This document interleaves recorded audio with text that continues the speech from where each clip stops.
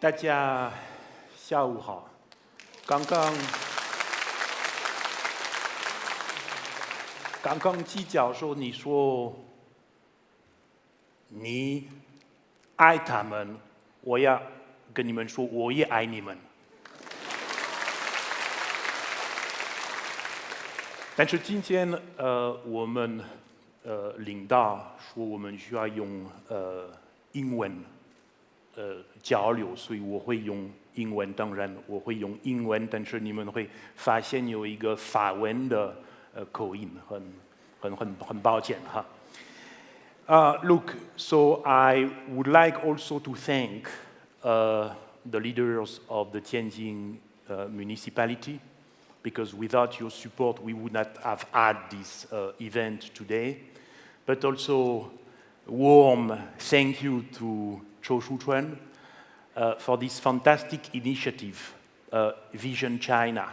And it is already a very important platform for China and the world to have a very substantive dialogue. And we need dialogue. And through you, of course, Mr. Zhou, I would like to thank your wonderful team. Now I am very happy to be here. I can smell in this room what I would call the fragrance of friendship. I see many friends, in fact, but I have an impossible task, because already 3 great speakers came here on the stage and really delivered wonderful speeches. Denima was very much taken by your view on Leadership 4.0. I think this is something we need to discuss to try to understand what Leadership 4.0 means. Professor Qi, I was very much stimulated by your neo-Marxist criticism in a positive, in a neutral sense of the Industrial Revolution 4.0. So this is a very important dialogue. And of course, we had with Mr. Li, the expert and the entrepreneur about AI. So when can I add? Not much, but I will try to share with you 7 very modest remarks. The first one, because I was also surprised, nobody really touched the issue of demography. But we have the world that we have, and the unprecedented complexity of the world that we need to manage, also because of demographic changes. And it is very important for all of us to remember that we live in a world of 7.7 billion people, and this is very new. Imagine the world in 1850, middle of the 19th century, we had less people on the planet, 1.2 billion, than the entire population of China today. And we need to keep this trend in mind, because what is going to happen between now and 2050 is very significant and to a certain extent worrisome. Because we are going to add on the same small planet with limited resources approximately the population of India plus the population of China. We will be more than 10 billion people in 2050. And I come here simply to tell you, I am one of those who believe that the way we produce, the way we consume is simply not sustainable. Things will have to change. And as you said, Professor Qi, this is in the hands of you, the younger generation. So this is an important demographic trend. The second one actually probably less relevant for today's conversation, but this is still something we need to keep in mind. We live in a world in which we have an increase of life expectancy. It is true for everyone, but our societies are going to become more and more complex because of this increase of life expectancy. Remember that in China, the life expectancy average male-female is 76, but in many countries, it is above 80, and it will reach very soon above 90, and this will have important impact on our societies. And by the way we will use AI in healthcare is also a very interesting topic.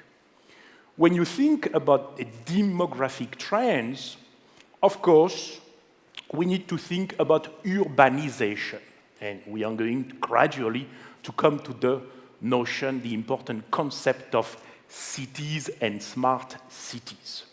In China, you know very well that 60% of the Chinese people are already living in cities. This is a massive change because, Professor Qi, you mentioned traditional China centered around agriculture, so this is a massive cultural, economic, even political change to a certain extent, and we will live in a world in 2050 in which 70% of the population globally will live in cities. So this is an element we need to keep in mind. The second element, the second remark that I would like to share with you today, to look a little bit at the general context, it is an issue which has been mentioned by the three speakers to a certain extent, but I want to re-emphasize the importance of sustainability. Professor Qi, you mentioned climate change. And here I come to you with some bad news. Please look at the figures. You remember that we have had an agreement in 2015. It was difficult to reach this agreement because you had 195 parties around the table. But in 2015, we signed the Paris Agreement on Climate Change. One country has decided to withdraw from this agreement. I consider this to be a tragedy for all us all. And when you look at the figures, the statistics, you are going to see that the CO2 emissions for the past 2 years have raised significantly. So this is not an improvement, this is a way backward. So I urge all of us to integrate in whatever we do this challenge of sustainability, and the first challenge we have is to tackle the issue of climate change. The second element being connected with sustainability is biodiversity. Biodiversity, and I want all of you, the students, to go back to a report just released for a UN conference we have had some days ago, which says, a panel of experts, the real experts, which says that if we go on to live as we live, we are going to kill or destroy 1 million species on the planet. And I call that also a tragedy. By the way, I want to tell you that China is going to organize in 2020 a very important conference on biodiversity in Yunnan, in Kunming, in the province of Yunnan. And all of us, we need, in a cooperative way, to prepare properly this very important UN conference on biodiversity. So when I look at the general context in which all of you, we are evolving, I think about demographic change, I think about the challenges of sustainability, but Of course, as it has been said by the precedent speakers, I think about technological change. And here, of course, we need to take into account, this is the terminology of Professor Schwab, the fourth industrial revolution. But I want to convey other signals, if you wish. Number one, think about, and especially for those studying international relations, think about the cyberspace as the fifth strategic dimension. Land, sea, space, air, space, the Sputnik moment in '57, and cyberspace. And we do many things in the cyberspace, and one of the things we do is we accumulate data, and it is the data that you use for your learning machines. So the first notion that I want to put on the table, if you wish, is this idea of the cyberspace as the fifth strategic dimension, and I think China has perfectly integrated this fifth strategic dimension. I totally agree with what has been said by Mr. Lee on the algorithms, AI, artificial intelligence. There is no hype. We live in a world of algorithms. The implications are enormous, political, ethical. We need to have a dialogue. And by the way, I am one of those asking for the United Nations here to play a role. It is not thinkable to have various very powerful private companies leading the debate on AI. It has to be a UN initiative. Remember what we did with the age of the atom. Something has to happen in the field of AI. Something which has not been said, but I ask you to pay attention.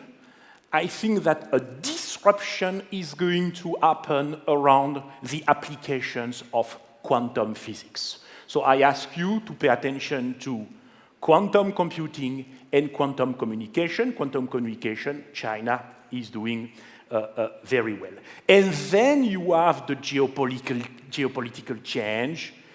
And here, it has been said by Denin, the issue is not only multipolarity, which is a bit simple, it is how do we live in harmony in a world which has become multi-conceptual.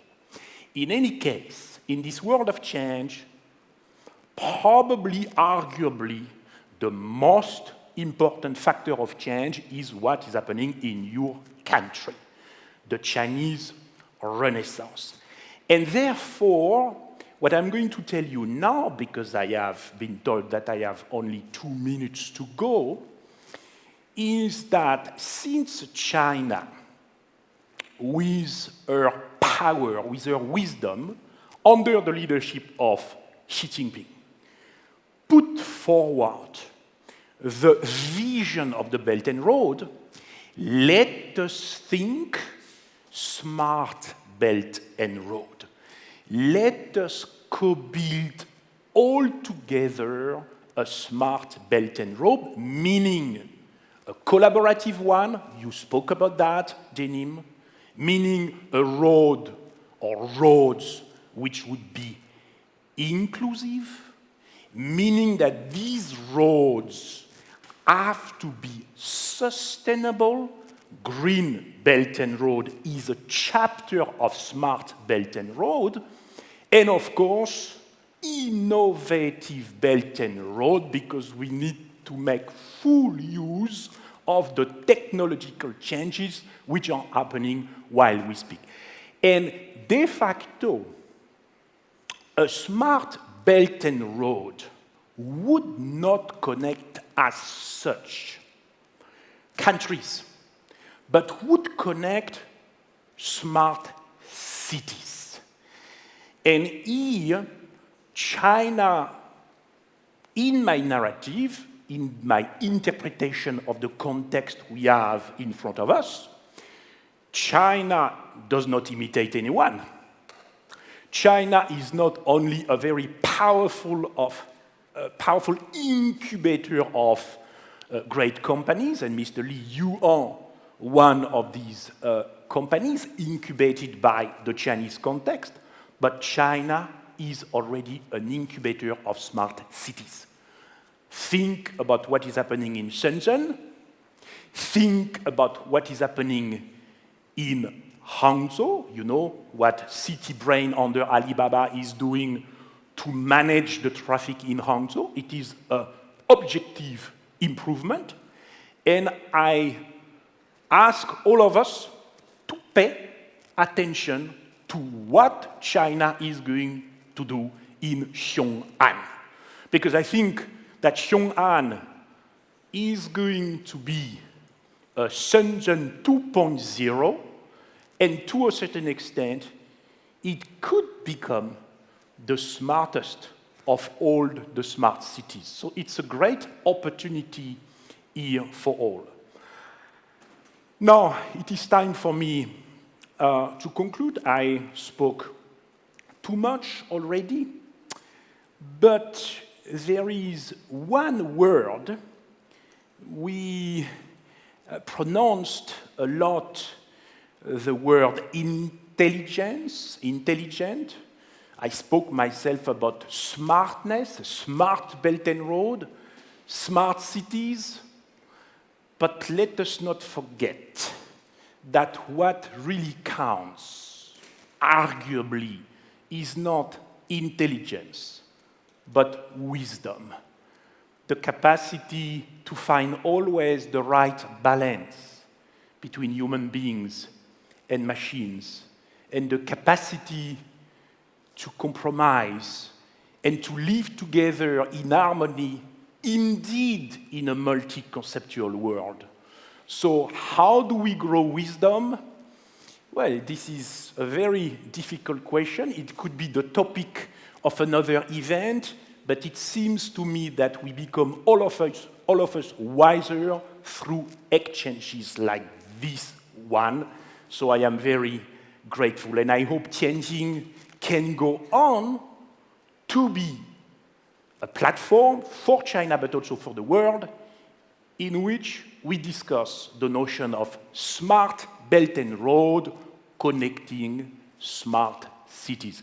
Thank you very much. 谢谢大家。